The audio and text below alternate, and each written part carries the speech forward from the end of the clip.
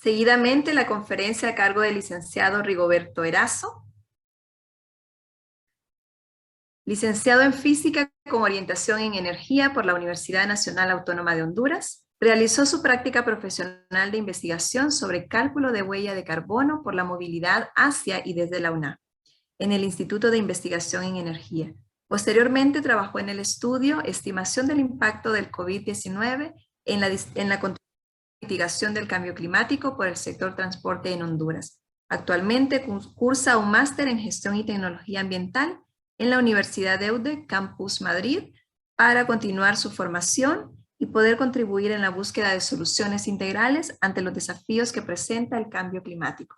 Con ustedes la conferencia Emisiones de gases de efecto invernadero por el sector transporte 2015-2021. Erazo, le cedo la palabra. Hola, muchas gracias. Ok.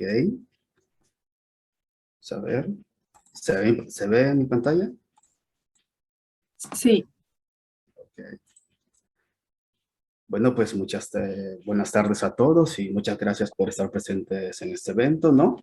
El tema de investigación, pues, es un estudio de emisiones de gases de efecto invernadero por el sector transporte en Honduras, con escenarios de mitigación que diseñamos junto al doctor Marco Flores para el año 2030 y 2050. La tabla de contenidos, ¿no? Trata de la primera parte, explicamos lo que es el Parque Vehicular de Honduras. Posteriormente, explicamos la metodología que utilizamos para nuestro estudio. Después, en la tercera parte, hablamos del consumo de combustibles en el país y del cálculo de gases de efecto invernadero. Y la cuarta y última parte es una propuesta de mitigación para los mismos, ¿no? Ok, no. En el presente estudio, como les he dicho, ¿no? El objetivo es calcular los gases de efecto invernadero generados por el sector transporte, para el cual utilizamos la metodología del Panel Intergubernamental de Expertos en Cambio Climático de la ONU. Los datos, pues, fueron tomados de Balance Energético Nacional, ¿no? Donde proyectamos escenarios de mitigación para el año 2030 y 2050, donde hacemos supuestos en el cual convertimos el 15% de los vehículos que circulan en el país a un consumo de gas licuado de petróleo, y otro escenario en el cual planteamos que el 50% de los vehículos que circulan utilizan gas licuado de petróleo, ¿no? Estas son propuestas que junto con el doctor Marco Flores buscamos, ¿no? Para de alguna manera mitigar el cambio climático en Honduras y que podamos estar acorde, ¿no? A las normativas del Acuerdo de París. Ok, primera parte, ¿no? Vamos a hablar del parque vehicular en Honduras, ¿no? Ok, como saben, el transporte terrestre es una parte fundamental de la economía de un país, ya que sirve para movilizar personas, ¿no? Tanto a sus trabajos, centros de estudio, etcétera, para movilizar mercancías, bienes y servicios, ¿no? Por eso no es importante. Eh, Otra cosa es que al no ser un país industrializado, el sector transporte es el rubro que más contaminación genera en Honduras. Tomando datos del Instituto Nacional de Estadística, ¿no? Para 2016 teníamos aproximadamente casi 700,000 vehículos livianos en el país, y para 2020 pues ya teníamos 800,000 vehículos. De seguir esta tendencia así, para 2050 tendríamos aproximadamente 2 millones de autos livianos circulando en Honduras, donde el crecimiento promedio de la flota vehicular en nuestro país es de un 3% anual. Este es un gráfico, ¿no? Donde hemos proyectado, ¿no? La adquisición de vehículos, ¿no? Que se esperaría, ¿no? Para el año 2050, aproximadamente cerca de 2 millones, ¿no? Ok, metodología, ¿no? Como yo les decía, hemos utilizado la metodología del IPCC. El IPCC fue fundado a mediados de los años 80 en Ginebra, Suiza, por un grupo amplio de expertos de diferentes disciplinas en áreas referentes al cambio climático, desde la ciencia, la ingeniería, la economía, las humanidades, etcétera, ¿no? Esta metodología es una de las mejores, no es la única, pero es una de las mejores en el mundo, ¿no? Por la flexibilidad que tiene, ¿no? Ya que es un método estadístico. De hecho, Estados Unidos y la Unión Europea tienen sus inventarios de gases de efecto invernadero utilizando la metodología IPCC. Okay. Esta parte es bien importante, ¿no? Existen factores de emisión, ¿no? Que genera un vehículo, ¿no? Mediante la combustión móvil. Cuando un vehículo enciende y genera combustión, quema combustible, genera muchos gases de efecto invernadero, como dióxido de carbono, metano, óxido nitroso, material particulado, compuestos orgánicos volátiles, dióxido de azufre, eh, etcétera, ¿no? Eh, pero a partir del 2006, que se actualizó la metodología IPCC, se consideran únicamente estos tres gases que yo muestro en pantalla, ¿no? El dióxido de carbono, el metano y el dióxido de nitrógeno, por ser los que a nivel de escala son los que predominan en la naturaleza, ¿no? Sin embargo, nosotros, pues, considerando otros tipos de gases de efecto invernadero, hacemos las debidas conversiones, ¿no? A toneladas de CO2 equivalente. Y otro detalle que quiero aclarar es que aquí en el título dice, ¿no? Que son factores de emisión de orden superior. ¿Qué quiere decir? Que el IPCC maneja valores estándar, valores de orden inferior y de orden superior. ¿Por qué utilizamos el de orden superior en Honduras? Es fácil, ya lo utilizamos porque en Honduras no existen regulaciones con la antigüedad de los vehículos que circulan en el país. Otra cosa, tenemos una flota vehicular bastante antigua, ¿no? Que oscila en 20 años el promedio, ¿no? ¿Y eso qué quiere decir? Que no contamos tampoco con las estadísticas sobre tecnología catalizadora de los motores que circulan en el país. Por eso decidimos usar factores de emisión de orden superior. Vamos a la tercera parte de nuestro estudio, ¿no? Vamos a hablar ya de los consumos de combustibles registrados en el país, ¿no? Y de los cálculos de gases de efecto invernadero. Ok, ¿no? Como yo les decía, ¿no? Como nuestro país no es industrializado, el sector transporte es el rubro que más genera contaminación. Para 2021 se registraron 2.6 millones de toneladas de CO2 equivalente. Aquí solo hemos considerado autos livianos. Cuando consideramos el consumo de diésel y de GLP, esta cantidad ronda de 10 a 12 millones de toneladas anuales, ¿no? Ya que estamos considerando, ¿no? El transporte urbano, interurbano, el transporte pesado, ¿no? Las rastras, etcétera, ¿no? Ok, en nuestro estudio, aquí volviendo, no solo quiero aclarar transporte liviano, ¿no? Según la clasificación del Instituto Nacional de Estadística, se refiere a pick-up, jeep y turismo, ¿no? Y ya le vamos a explicar más adelante el por qué escogimos solo este sector, no solo esta población de flota vehicular, ¿no? Aquí tenemos la tabla, ¿no? Que refleja el consumo de combustible registrado en barriles de petróleo, unidades volumétricas, ¿no? Que es esta unidad BBL que aparece ahí, ya que los balances energéticos se presentan en esta unidad. Luego lo transformamos a kilobet, ¿no? Que es barril equivalente de petróleo. Esta es la unidad que se utiliza por la Organización Latinoamericana de Energía. Utilizamos esas unidades de conversión, ya que nuestro estudio teníamos que tropicalizarlo a nuestro país.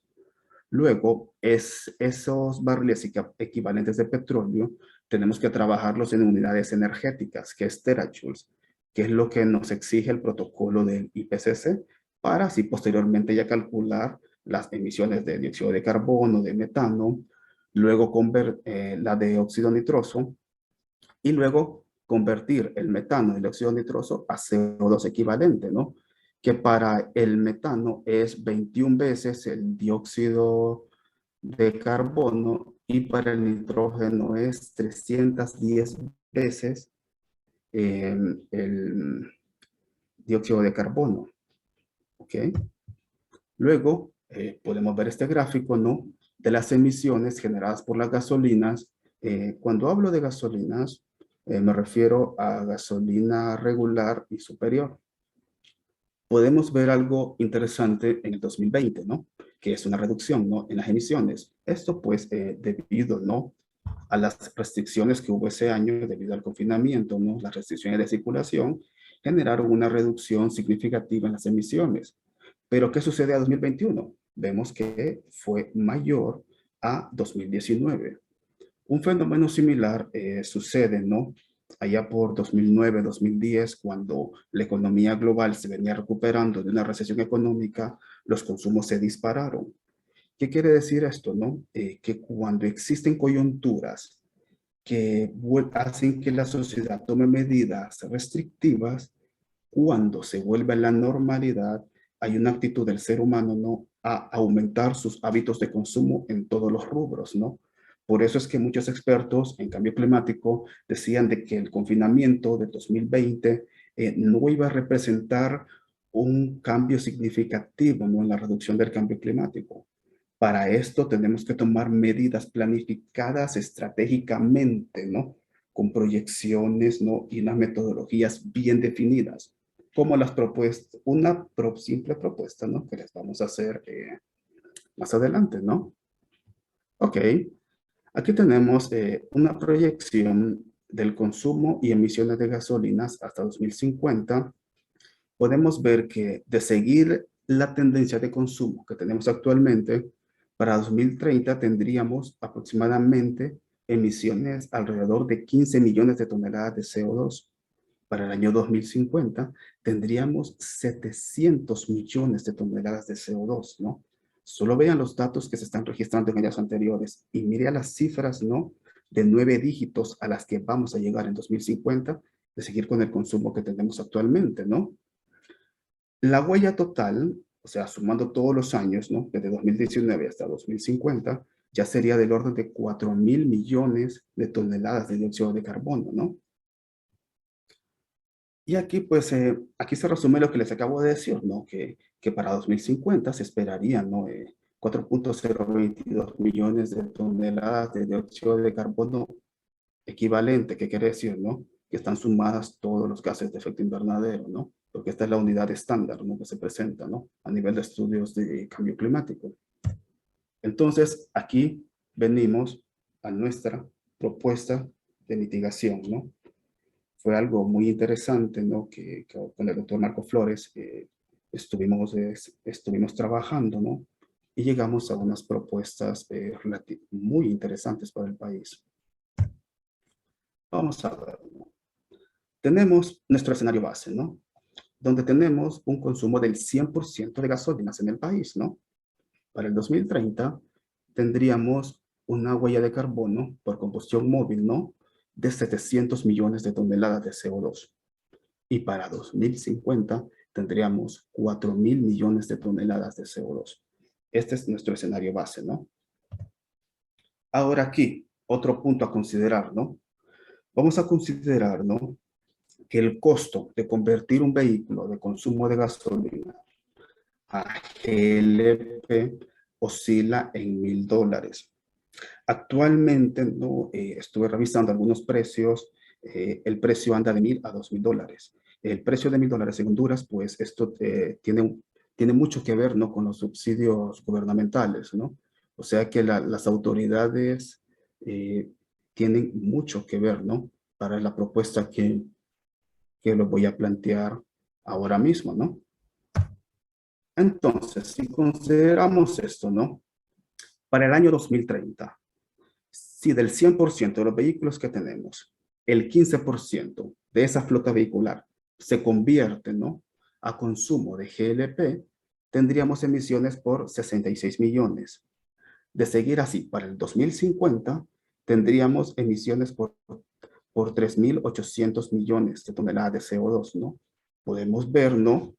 Que la reducción es ya significativa si comparamos, ¿no? Con el escenario base del 100% de gasolinas, ¿no? ¿Qué quiere decir esto, no?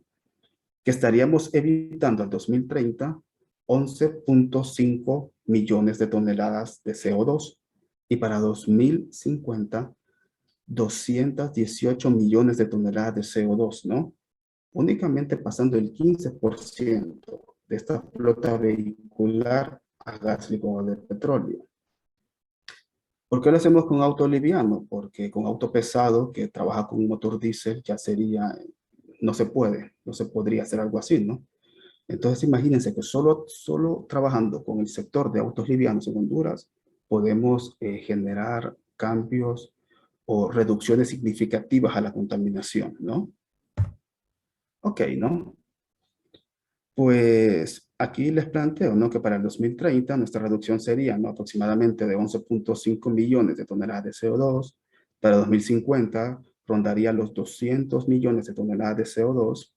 Esto, ¿se acuerdan que yo les dije, ¿no? Que costaba $1,000, ¿no? El cambio de un carro de consumo de gasolina a GLP. Entonces, al país le costaría 161.2 millones de dólares reducir esa huella, ¿no? Donde la tonelada de CO2 nos estaría costando $2. Es un precio relativamente bajo para el precio actual en el que cotiza la tonelada de CO2 en la bolsa, que anda oscilando entre los 48 a 50 euros. Para 2050, de seguir esta tendencia, de seguir con un programa como el que estamos planteando, ¿no? Ya estaría costándonos 73 centavos de dólar la tonelada de CO2. O sea, ahí ya pueden ir viendo, ¿no? La relación costo-beneficio que esto le traería, ¿no? Al país y al medio ambiente, ¿no? En primer lugar. Luego, ¿no? Planteamos un segundo escenario, ¿no? Más optimista, ¿no? Más agresivo, donde vamos a convertir el 50% de la flota vehicular, los vamos a pasar a GLP. Miren aquí, para el año 2030 ya tendríamos una reducción de 63.5 millones de toneladas. Y para el año 2050, una reducción de 3.200 toneladas de CO2. Bastante. Quedan 3 minutos. ¿Ok? Entonces, estaríamos evitando 14 millones de toneladas para 2030 y casi 800 millones de toneladas para 2050, ¿no? Esto tiene, ¿no? Una inversión aproximada de 537 millones de dólares, ¿no? Donde nos estaría costando $8 la tonelada de CO2, ¿no? Y para reducir los 7.9 millones de toneladas de CO2, ya ocuparíamos una inversión de alrededor de 900 millones de dólares para 2050, pero la tonelada de CO2 nos estaría costando 74 centavos de dólar, ¿no? Y pues, ¿no? Aquí, pues, finalizamos, ¿no? Esta es una propuesta, ¿no? Que diseñamos con el doctor Marco Flores, ¿no? Y creemos que sería muy ventajoso, ¿no? El país puede monetizar esta huella mediante el protocolo de Kioto.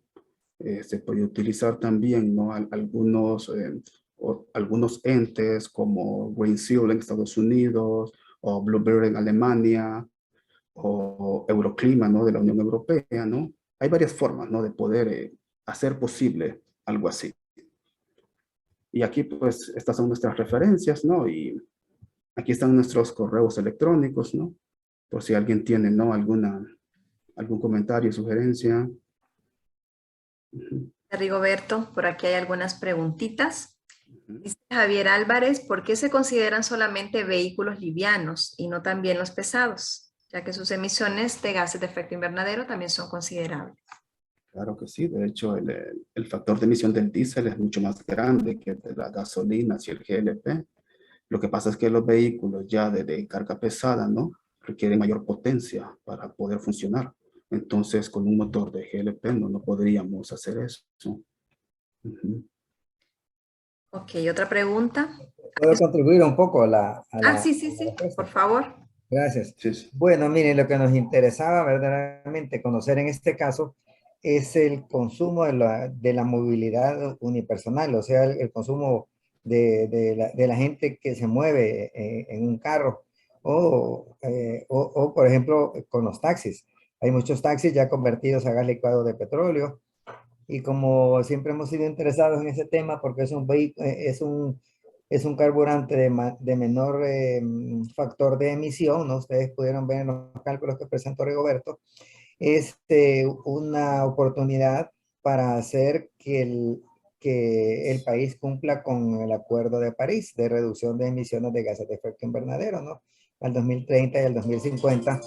Por eso Rigoberto mencionó esas dos fechas.